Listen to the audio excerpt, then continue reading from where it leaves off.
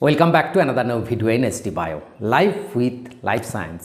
ANM GNM JENPAS UG 2025 এর information bulletin publish হয়ে গেল। তার মানে 2-1 দিনের মধ্যেই তোমাদের ফর্ম ফিল আপের নোটিফিকেশান আসবে এবং পরীক্ষা তোমাদের কবে হবে সেই ইনফরমেশন বুলেটিনও হিন্টস দিয়ে দেওয়া হলো। জেনপাস ইউজির কবে পরীক্ষা হবে, ANM GNM এর কবে পরীক্ষা হতে চলেছে সেই সম্পর্কে ডিটেলসে আলোচনা করব এবং এবারে ওবিসি এবং আদার ব্যাকওয়ার্ড কাস্ট যারা রয়েছে তাদের জন্য বিশেষ সতর্কতা জানানো হলো সেই ইনফরমেশান বুলেটিনে। কী সেই সতর্কবার্তা, সিলেবাসের কি পরিবর্তন হচ্ছে কি হচ্ছে না সেই সম্পর্কে বলবো এবং সমস্ত কিছু প্রোফর্মাও আপলোড করে দেওয়া হলো, কারণ সমস্ত কিছু এবার তড়িঘড়ি করে হবে।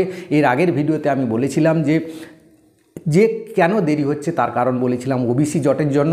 ওবিসি জট মিটলেই সমস্ত কিছু দ্রুততার সাথে হবে এবং এইবারে কিন্তু খুব দ্রুততার সাথে ফর্ম ফিল আপ হবে। তার 2-1 দিনের মধ্যে অ্যাডমিট বেরোবে, অ্যাডমিট বেরোলে পরীক্ষা হবে কবে তাও জানিয়ে দেওয়া হলো। তো সমস্ত কিছু ডিটেলসে আলোচনা করব। ভিডিওটা শেষ পর্যন্ত দেখো, ভালো লাগলে লাইক করে বন্ধুদের শেয়ার করে দিও, চ্যানেলে নতুন হলে চ্যানেলটা সাবস্ক্রাইব করে নিও। দেখো, এর আগের ভিডিওতে আমি বারবার বলেছি পরীক্ষা তোমাদের এবছর হবে, দেরি হবে এবং দেরি হওয়ার কারণও জানিয়েছিলাম। তোমরা বারবার ভুল জায়গায় ভিডিও দেখে বিভ্রান্ত হচ্ছিলে এবং সেই নিয়ে নানা রকম কমেন্টও করছিলে। অনেকেই তো আবার প্রাইভেট কলেজে অ্যাডমিশনের অফারও দিয়ে দিয়েছিল, পয়সা লুটার ব্যবস্থা করে দিয়েছিল। তো যারা সেই পথে গেছো তারা কিন্তু খুব ভুল কাজ করে ফেলেছো, যারা যাওনি সঠিক পথে রয়েছো তারা কিন্তু ঠিক কাজ করেছো এবং আমাদের এই চ্যানেলগুলোতে থাকবে তার ভবিষ্যতে সঠিক সমাধান পাওয়ার জন্য। তো চলো আমরা এবার নোটিফিকেশানগুলো দেখে নিই। পরপর নোটিফিকেশান দেখে সমস্ত ডেটগুলো নিয়ে আলোচনা করব। প্রত্যেকটা নোটিফিকেশানে সিলেবাসের পরিবর্তন হয়েছে কিনা সমস্ত কিছু ডিটেলসে প্রত্যেকটা নোটিফিকেশান ANM GNM জেনপাস ইউজির আলাদাভাবে দেখে নিই আমরা। এটা হচ্ছে জেনপাস ইউজির ইনফরমেশান বুলেটিন। তোমরা WBJEর ওয়েবসাইটে যাবে, সেখানে ANM GNM বা জেনপাস ইউজি যেটাই ক্লিক করবে তার ইনফরমেশান বুলেটিনটা ডাউনলোড করে নেবে এবং ডাউনলোড করে নেওয়ার পর সেটা কিন্তু ভালো করে পড়বে।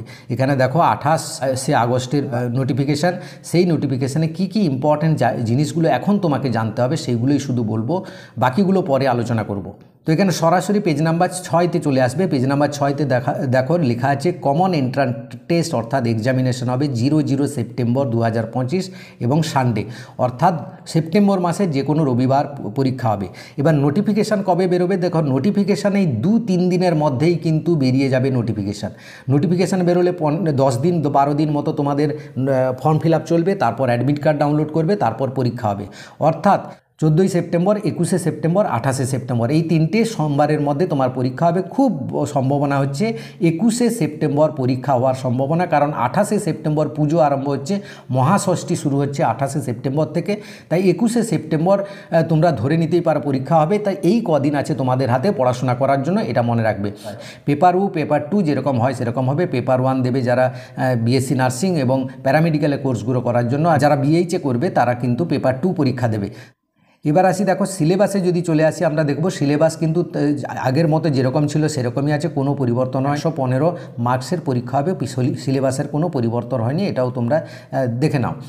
এবার দেখো এলিজিবল ক্রাইটেরিয়া যেটা দেওয়া আছে সেখানে হচ্ছে বলা আছে যে ফিজিক্স কেমিস্ট্রি বায়োলজি নিয়ে যারা পরীক্ষা দিচ্ছ তারা জেনারেল বা EWS হলে 45% মার্কস, OBC SC ST হলে 40% মার্কস, বাকি ফিজিক্স কেমিস্ট্রি বায়োলজি ইংলিশে সবাইকে শুধু পাস করলেই হবে ইংলিশে।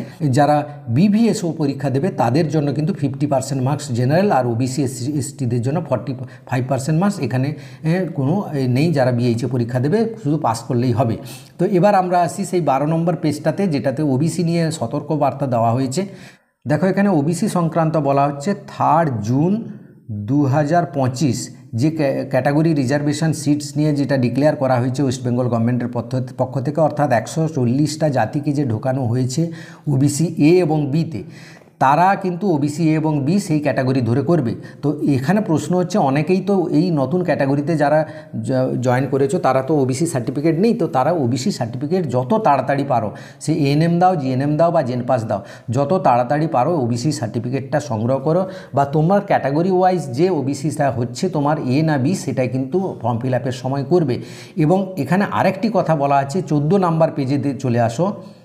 এখানে দেখো লেখা আছে যারা OBC A বা B তাদের NCL কিন্তু করতে হবে কবে না, 1/4/2025 অর্থাৎ এপ্রিলের 1 তারিখের পরে যারা করেছো তার NCL করবে, তার আগে যাদের NCL আছে সেই NCL কিন্তু চলবে না। আর NCL না হলে কোনো OBC অ্যাডভান্টেজ পাবে না, এটা ভালো করে খেয়াল রাখো। NCL করতে হবে 1/4/2025 পর থেকে, তার আগে করলে কিন্তু হবে না।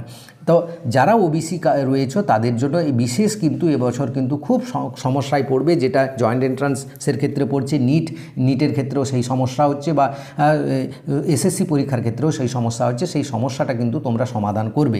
হ্যাঁ, তো এবার আমরা এএনএম জিএনএমটা দেখে নিই।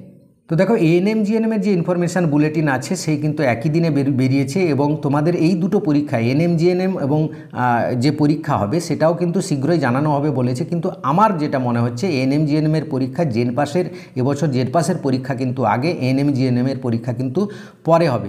এবং এখানে যা নোটিফিকেশানে যা বলা আছে শীঘ্রই জানিয়ে দেওয়া হবে কবে বা তোমাদের ফর্ম ফিল আপ হবে এবং এক্সাম ডেট।